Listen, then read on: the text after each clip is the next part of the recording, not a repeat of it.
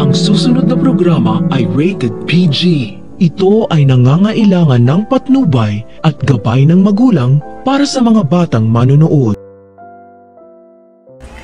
Tuloy pa rin si Doc Carlos sa pagpapahirap kay Annalyn sa Eastridge at wala siyang pakialam kung may makakita sa kanya o may makarinig na pinapagalitan niya si Annalyn.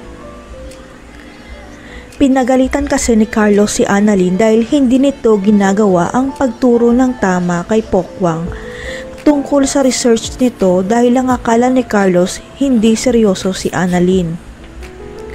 Ang resulta pa naman ng pag-assist ni Annalyn kay Pokwang ang magiging basihan ni Doc Carlos kung ipapadala niya sa conference sa Japan si Annalyn o ibibigay na lang sa iba ang slot.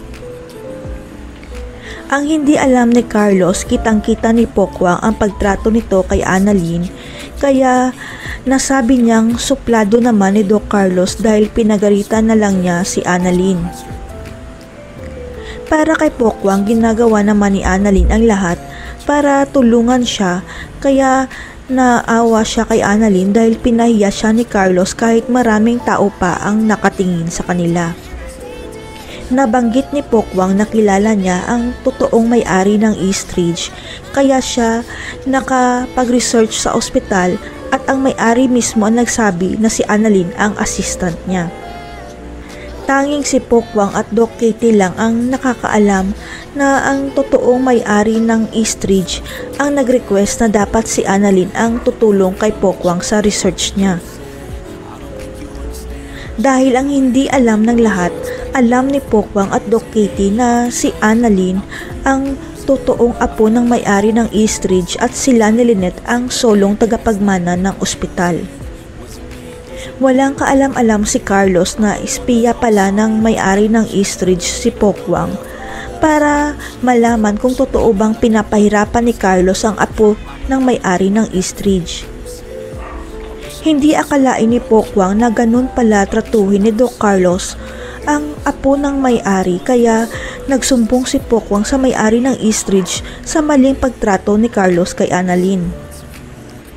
Magugulat na lang si Annalyn dahil ipapadala siya ni Carlos sa Japan para sa conference.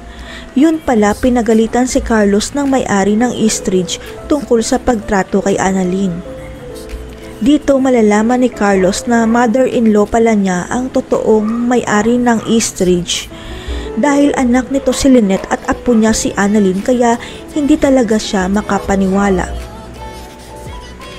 Sa awa ni Pokwang kay Annalyn, mababanggit niya na siya ang tunay na apo ng may-ari ng Eastridge, kaya walang karapatan si Carlos na pagalitan siya o pahirapan ang tagapagmana ng ospital. Dito na magpapakita at magpapakilala kay Annalyn at Lynette ang totoong may-ari ng Eastridge at sasabihin nito na ako ang tunay mong ina Lynette at apo ko si Annalyn.